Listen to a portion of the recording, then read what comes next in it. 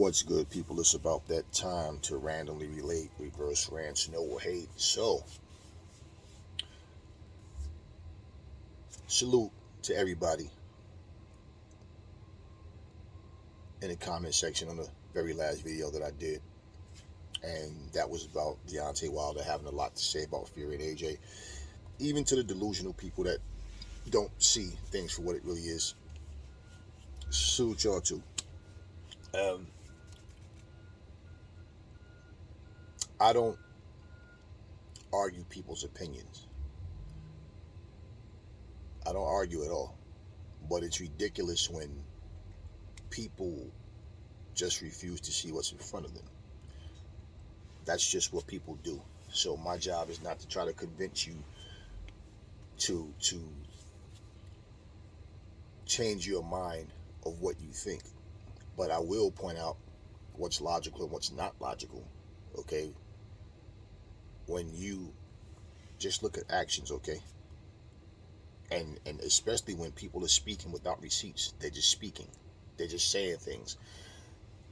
We know, and I've made a video about this before, but we know that the fight with Wilder and Robert Helenius is a title eliminator. We know that. Now, the fighters don't control what the sanctioning bodies do, who becomes number one contender, and how highly someone's ranked. You guys are not stupid, okay? You know damn well when you look at the rankings, you look and go, how the hell did this guy get here? Like, this guy haven't fought in 2 years. How is he even ranked? You're paying sanctioning fees, you're being ranked, you're being boosted without even winning a fight, without even beating anyone relevant. Like, if you're ranked number 15, how do you end up being number 7? You didn't even fight the number 7 contender and beat them. How do they just, okay? And the number 7 contender didn't even lose, but they're no longer number 7. Oh, he's no longer paying sanctioning fees. Okay. Well, here's the thing with this title eliminator, okay? It's great. Title eliminator. The question is, what's next? Example. What did Deontay Wilder say after Andy Ruiz and Luis Ortiz fought when he got in the ring? What did he say? When they asked him about fighting Andy Ruiz, after he clearly praised Ortiz, and I'm willing to bet you he was sitting there crossing his fingers that Ortiz wins so they can have a third fight. He's comfortable against Ortiz, just like Fury is comfortable against him. Okay? So, if you notice in his response, oh yeah, that's what the fans want to see. They want to see two warriors, two of the best go out and leave it out on the ring. That's what you got tonight, a great fight, So yeah, if Andy Ruiz, if that's how things line up and that's what's next, then we can get on. That's not what he asked you. It's a simple, yes, I'd love to fight Andy Ruiz. Not all this dancing around it. And fighters do that a lot of times. So if a fight doesn't happen, it's like, well, it didn't happen not because of me, but they can never say why the fight didn't happen, or what this is what I did. This is what I tried to do to make the fight happen. And then, okay, so the rest is on them. They always try to basically not put their foot in their mouths, but they do. They wind up doing it anyway. But remember, this is a title eliminator, right? Ortiz and Andy Ruiz wasn't a title eliminator. Now, you have a winner in Andy. Now you have Joseph Parker and Joe Joyce. Okay, if it's a title eliminator, then you should be forced, even if not one, but to say, okay, what if Joe Joyce and Joseph Parker was a title eliminator? Then guess what? You have to fight Wilder. The winner fights Wilder. There's no pick and choose who you want to fight. Now, if you had multiple, and they say, okay, since you won the first title eliminator, you get to choose the winner of Ruiz and Ortiz or the winner of Parker. Even to give that, that would be a lot better than it's a title eliminator. But then all of a sudden, now you get to pick and choose who you want to fight anyway. Doesn't that defeat the purpose of the title of it being a title eliminator? So you end up, our negotiations didn't go right, and this didn't happen, that didn't happen. This is why, see, boxing need to, I could say strict, but I really could say become more flexible and start to do things that they're not used to doing. That's why you hear people. Eddie Hearn is a keen businessman. Okay, different people that they want to see the best fights. They want to put the best fight cards together. Every promoter want to be the best promoter. Just like, you know, you have some fighters that want to be the best fighters, right? So you hear them saying things like, "Oh, I think Jake Paul's good for the spot." You know, he brings like the eyes to the spot. No, he's bringing eyes to himself. He's bringing a bunch of fucking YouTubers. That's what he's doing. He's bringing a bunch of YouTubers to him. These guys are not, oh, I'm hooked on boxing now. No, they are Jake Paul followers. They don't know Jake Paul from boxing. They know him from his podcast and goofy stuff he was doing on his channel. These guys are not, do you think that these Jake Paul followers, the millions of followers or whatever that he has, do you think that these guys are the ones filling out arenas? Oh, I gotta go see that Deontay fight. No, they're Jake Paul supporters. You're dependent on people. It's like the powers that be in boxing just keep going up the same old business model because they care about money. They don't care about no damn legacy. It's all about money. The most that you can say they care about is to be able to support their countrymen and yeah, my countryman won this, or I'm so proud of him. Other than that, in terms of legacy, no, it's all about money. They're businessmen. You always hear businessmen say, it's not personal, it's just business. Because they know if they put the screws to you, they're going to do what they feel is best for business. So instead of depending on outside sources to come into boxing to bring awareness to boxing and hoping it works, why don't you guys start restructuring what you already have? Because this, look, example, right? The Super 6 tournament. To this very day, if you bring that up, people start talking about Froch and Ward and Taylor and you know, the fighters, the Durrell brothers that was in this tournament. They remember this shit. If you bring up the tournament with William Joppy, you know, Trinidad Hopkins, this is what I'm saying. You done this at one point. I remember they had a revenge card. Terry Norris versus Simon Brown rematch. Frankie Randall Chavez rematch. It was all, every fight was a rematch. And that was one of the best nights in boxing. That was that and that card had, that's the one card where the building was filled from the first fight to the last. That's the one fight. This is where I'm saying boxing has to stay consistent. If just say, for example, Deontay Wilder, he goes and he beats Helenius, right? Because it's a title eliminator, this is not a, oh, we're offering you this and this. We heard nothing about a rematch clause, anything. It's just, you lose, that's it. Now, if the powers that be decide, well, shit, we really wanted Wilder to win because he's more popular than Helenius. Hey, would you guys be up for a rematch? That may happen, but is that what we need? No, because it's not fair, because if Wilder wins, Helenius doesn't get a rematch. You understand what I'm saying? Just because. So, it's like, okay, you lose, you go home, you know, start over. Does it make any sense if he wins this fight? Just say Wilder wins, and all of a sudden negotiations don't go right with him and Andy Ruiz. So now he ends up fighting, you know, a rematch with Gerald Washington or some other guy that you don't want to see him fight. Do you want to see that? As far as Wilder's presence forcing anybody to do it, no. Wilder's presence isn't forcing anybody to do anything. Wilder is not coming back.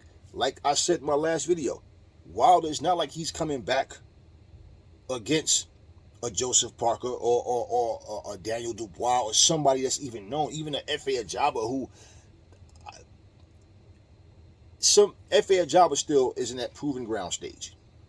But even just the fact that he has, at least he's respected for his power, and people know that he can get you out of there. And that would be, and F.A. is no longer, fighting F.A., him, Helenius, guys like that are in the same type of category. Okay, I think, you know, between the two of them, FA it's not like a well-known fighter, but people would probably rather see him fight a guy like that, because even though Hellenius can bang, he's just really easy to hit and cut. So it's like everybody knows why Hellenius was picked. And him, as far as him being a WBC #1, okay, he didn't rank himself. Who did he beat? Did he beat the #2? Who did he beat to become #1? This is what I'm talking about. This way, when you put a tournament together, okay, and let's just say, for example, back to my point, he fights a Gerald Washington or some other guy that you don't care to see him fight, but it's because it's Wilder. I'm watching because Wilder's fighting. Okay, what was the purpose of him eliminating Robert Hellenius then? To just go and choose to fight who he wants to fight. Now, like I said, if all those fights, these heavyweight fights we have coming up, if these were all title eliminators, then they'd be forced to fight. What is somebody going to say? They're going to pull out because of? Let's say if it's like this. Let's just say if Joseph Parker if he makes $5.5 million a fight. Let's say Wilder makes $8.5 million a fight. You don't think that would be a huge incentive if they said the winner not only becomes the mandatory for, Fury or for Usyk, or whoever has the title at the time, right? You don't think that'd be an extra incentive? Not only do they get that shot, but you're going to make $10.5 million, which is more money than they're already making. Or you're going to make 15. You understand? They have the money to do this shit. You put these tournaments together, everybody's going to want a piece of it. Every platform is going to want a piece of it. It's going to be more consistent fights, and not only with the heavyweights, with every division. Every division, they need to do this, and that will start to get more attention, because you're going to have a title eliminator, you're going to have a tournament style fight with every division.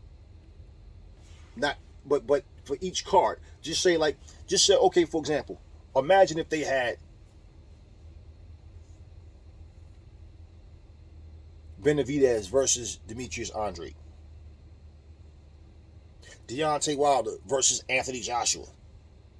If they had all on the same card, Ryan Garcia, versus a Pitbull Cruz or Tank David. People, but that's the problem. Oh, that's not going to happen. That's the fucking problem. That's what the fuck the UFC does. That's what they do. They try to put the best cards together. Boxing is still doing this. Yeah, but if this... No, you have to change the fucking business model. Not sit back and just wait to see what happens and hope that things change. You have to make it change. Let's be real. If you're watching any boxing match, even yourself, how the building is empty, you have people... I've seen this many times. If they order a pay-per-view, I've been in a house of people, motherfucker walk around mopping the floor. What's going on there? Who's winning? Motherfucker, you order a pay-per-view and you in here mopping it? No, I'm sitting there, I'm dialed in. This is what happens. We don't talk about these guys because most of the fucking people don't even know who these guys are. So I don't want to make a video and I'm talking about somebody and you're like, who the hell is that? And this is what I mean with boxing. Look at any YouTube channel where they're talking about MMA. Look at the comments. Listen to what they know these fucking fighters. They know these fighters. Boxing is still in this whole A side, B side. Oh, I want this. No fight. Why are these fighters so content with letting other fighters eat their food? So if they did this, these fighters will be forced to put up or shut up.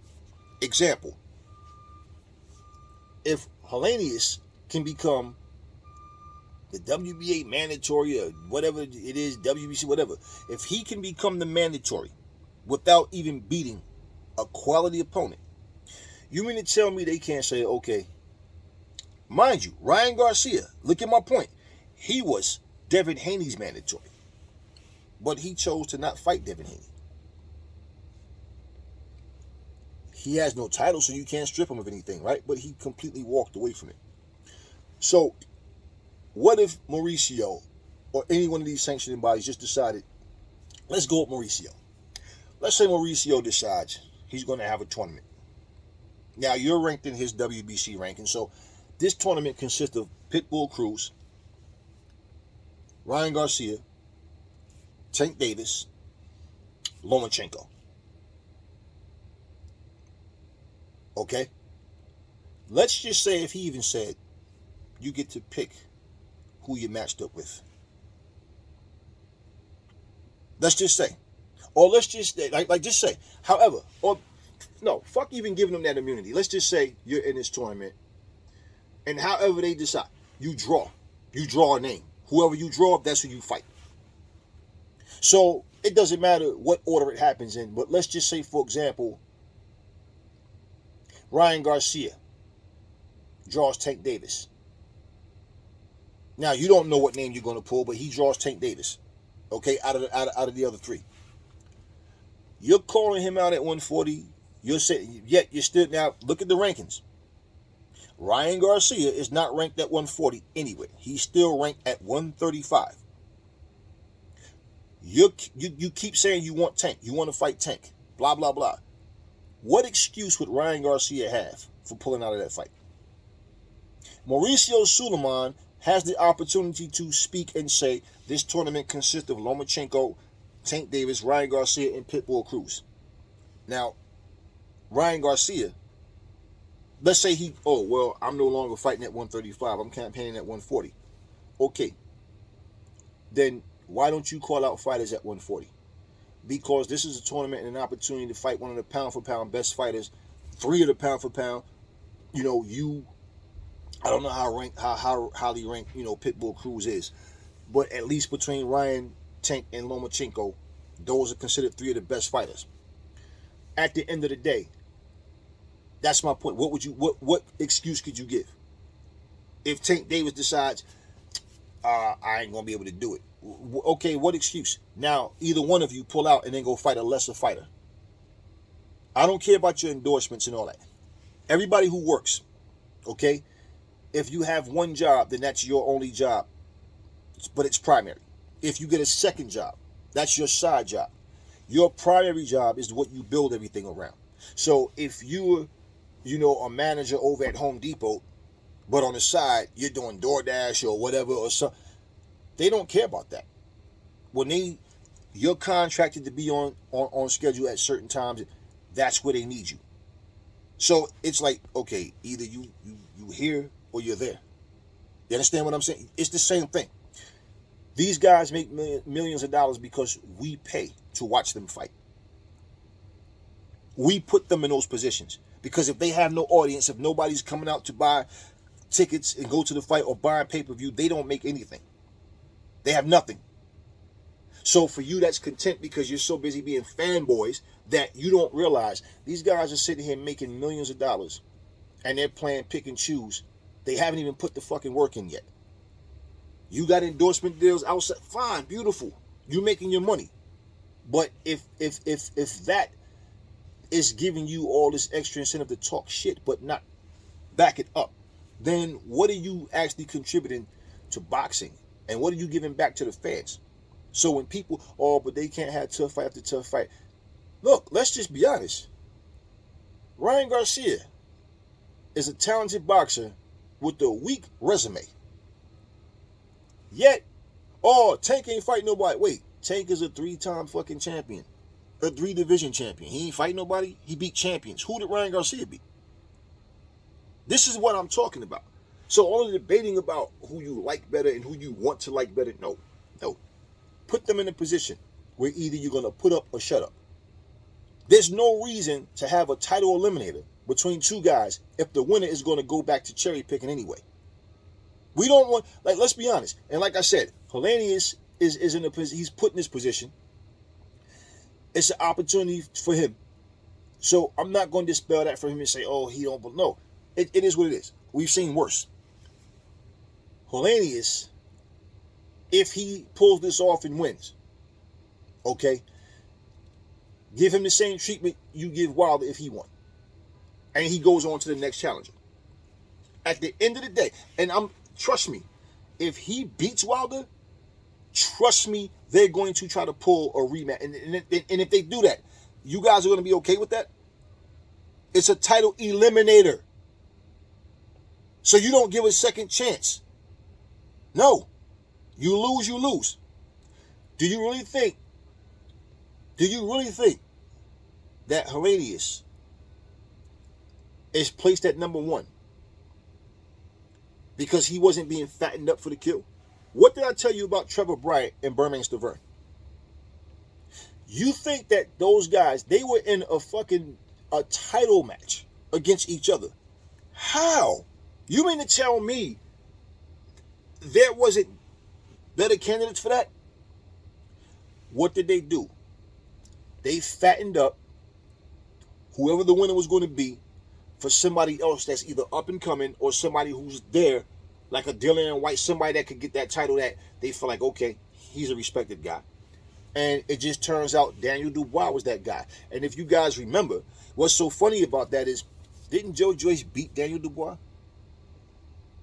So Joe Joyce didn't get the shot, but Daniel Dubois did.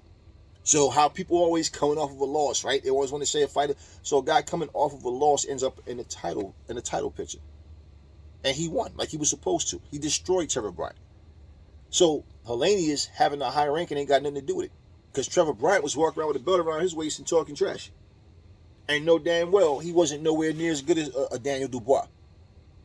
So this is what I'm saying. We don't want to see Deontay Wilder fighting the fucking Trevor Bryant. We don't want to see, the fight. It is what it is. But this is what I'm saying. Yet, a guy like AJ, who's fighting nothing but the best fighters, but delusional guy over here talking about, oh, he ducked the best fight. Who?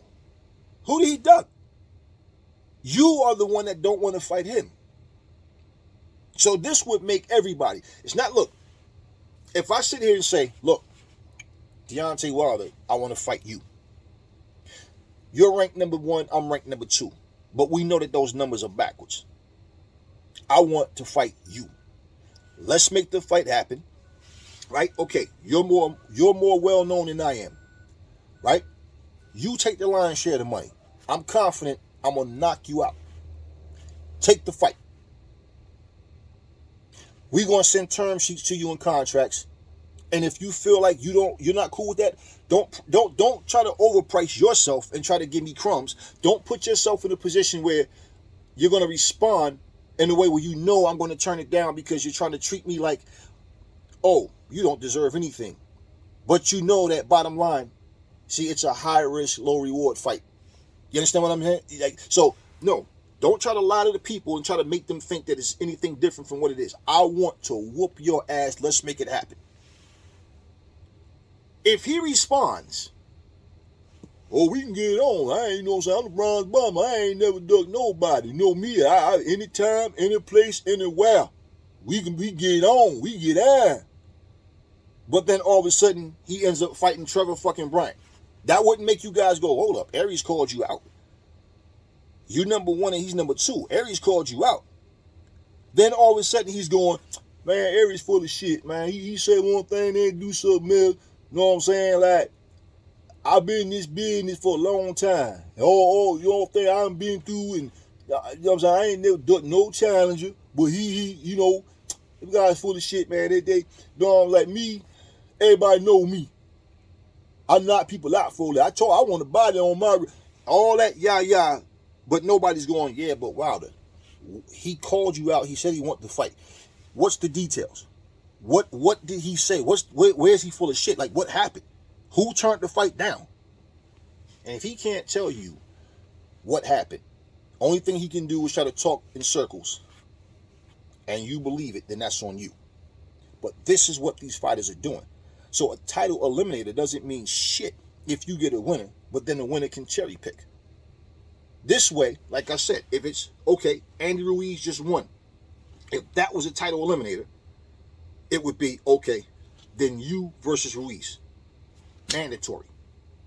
The same way you can take a fighter who hasn't earned his spot and make him number 1 or number 2 or whatever number you want to make him. Okay, and he's paying sanctioning fees for that, because you guys do know they pay sanctioning fees even for the rankings. If you can do that, you mean to tell me you can't make it mandatory? Okay, you won, he won, that's the next fight. Or you either fight Ruiz or the winner of Joseph Parker and Joe Joyce. That, your hand is forced. You have no, it's no, well, you know what, I was thinking 3 or 4 fights. No. So if you turn down the whole point of entering a title eliminator fight, you lose your spot. Okay? And it should be contracted that that's you fight the winner of. And if they don't want to sign a contract because they don't know who's going to win, yeah, they might not feel comfortable that they can beat one of those guys. So, no. And all these bullshit lawsuits that go on, well, this would be a breach of contract. If you win, you are agreeing that you advance to the next fight and you have to fight or you're being sued. Simple. Take them out their comfort zone. Put them in a position where they're not complacent. Make them get that hunger back to fight. Now you're giving back to the fans. But if you're going to sit here and allow these guys to, I don't want to fight Ruiz. I hurt my arm. Okay, listen. We need medical records. We need something, or like a note from your doctor saying, you know, that you was under their care, that you know what we need to know what happened. You understand what I mean? Like where you stand. See, this is what I'm talking about. But then when you got guys, see, notice there's no franchise champion in the heavyweight division. And the only way that would even make sense if it's basically a cruiserweight or a bridgerweight trying to go up to heavyweight. Because where else you going to go? Or a cruiserweight trying to go down to light heavyweight if they can do that. You know, because usually cruiserweights are like small heavyweights. But at the end of the day, this is what I'm talking about. Boxing needs to change how they're doing this, because we keep getting all this like, wow, listen. When you speak, and here's my thing. I don't care that you like Wilder as a fighter. If you like Wilder as a fighter, I don't care who you like or don't like. But when you talk about Wilder's presence, the motherfucker just got his ass whooped 3 times in a row. What presence does he have? What is he forcing? Wilder says the same thing that most of these fighters say. I want to fight at least 3 times, 3 or 4 times this year. When has he ever done that? And on top of that, he's getting older. You want to, but it doesn't happen. Didn't Keith Thurman just come back and say the same shit in his last fight? Look how long it's been since his last fight. They all say the same things, but it never happens. So if you're going to fight 3 or 4 times, I'm pretty sure you're not looking at it like, I'm going to fight AJ, then I'm going to fight Joe Joyce, then I'm going to fight Joseph. No. Cherry pick, cherry pick, cherry pick, cherry pick. Do I really have to fight him? Okay. That's how that goes. This is why they're not calling people out. You calling people bums and they're ducked, they're scared and this and that, they full of shit, that does not show us that you want the fight. It just shows us that you're bitter, you're sour, you're upset, and you're just talking. So for every division, who even cares about the cruiserweights? Example, the only time you heard the words Makabu mentioned is when he was supposed to fight Canelo Alvarez. Nobody even knows or cares about a Makabu. They don't even talk about the cruiserweight division. It's funny. You want to know what's so funny? You can go back to the history of when boxing games became really relevant to, you've never seen a cruiserweight division even on a boxing game. Nobody knows the cruiserweights. The little guys, nobody really knows these guys. So these tournaments would give them a reason to be seen, because they're a part of cards where they have big names. And guess what? They will start to grow. People will start to watch these guys. Instead of depending on a Jake Paul or somebody outside sources, Dean the Great, all these YouTube guys coming in and thinking that they're going to make boxing grow. No, the narrative of what boxing is will change, and it already has. This is what they need. I've made a video talking about this stuff before, but this is what they need. You have to keep it going. Nobody ducked the Super 6. It wasn't about, you wanted to be in that. You wanted to be in that middleweight series that Jermaine, Bartlett R. Hopkins and Trinidad was in. You wanted that. It was a reason for that. It was a prize in that. You understand what I'm saying? It was recognition. It was respect. Your money grew. It was something boxing needed. Boxing need to get this type of stuff going and stay consistent with it. A loss don't mean you're a bum. A loss shouldn't end your career. You went there, you fought another elite fighter. Somebody had to win, somebody had to lose. Simple. Simple. But when you have a franchise champion, well, the WBA don't have that. The WBO don't have that. The IBF, so that it becomes a thing. Your franchise champion, and it shows you favoritism. That's why every division doesn't have it. That's why. Got to handpick somebody. Oh no, they requested. Okay, but you granted it. That person gets immunity. So guess what? If a guy with a franchise championship gets the immunity to go up and down in any weight class and pick any champion they want to fight, or any fighter, period. Well, when you say these guys got to fight each other to prove that they deserve that shot, well, if that's the case, what's the purpose of being a franchise champion? If you're not honoring what that title represents, aside from being able to duck your mandatories. What's the purpose? So make this eliminator, this title eliminator make sense. They need to start holding tournaments, like I said, and keep it consistent. Where, no, you guys are going to fight, and you're going to fight the best fighters out there. And this is what it's going to take to make you guys fight. Because on your own initiative, you guys fight on Twitter, you fight on Instagram and YouTube, but basically you guys are not fighting in the ring. Never fall in love with lies. Remember, the truth brings hate out of people, and I will catch y'all on the next video.